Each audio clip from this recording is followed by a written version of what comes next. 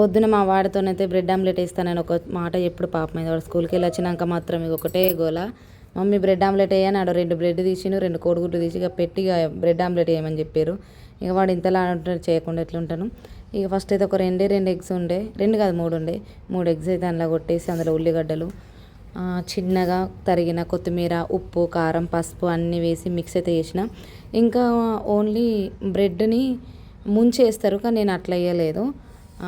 Omelette పైన వేసి వేద్దామని అయితే అట్లా చేసిన. ఫస్ట్ అయితే బ్రెడ్ అయితే కాల్చుకోవాలి. బ్రెడ్ అయితే నేను బటర్ కానీ నెయ్యి కానీ వేస్తే మేము అస్సలు తినం, నాకు అస్సలు నచ్చదు. ఇక నేను ఆయిల్తోనైతే ఇట్లా కొంచెం కాల్చి పక్కకు పెట్టుకొని ఆమ్లెట్ లాగా వేసి దానిపైన మనం ముందుగా ఫ్రై చేసుకున్న బ్రెడ్ అయితే పెట్టి మంచిగా చుట్టుపక్కల ఉన్న ఆమ్లెట్ మొత్తం దానిపైన వేసి ఒక్కోసారి అటు ఇటు కాల్చితే బ్రెడ్ ఆమ్లెట్ అయితే రెడీ అవుతుంది. నేను ఎప్పుడు వేసినా ఇట్లనే వేస్తా. మళ్ళీ ఒకసారి డిఫరెంట్గా ముంచి ట్రై చేయాలి. మీరు ఎలాగో చేస్తారో కామెంట్ చేయండి. నచ్చితే లైక్ చేయండి. బాయ్.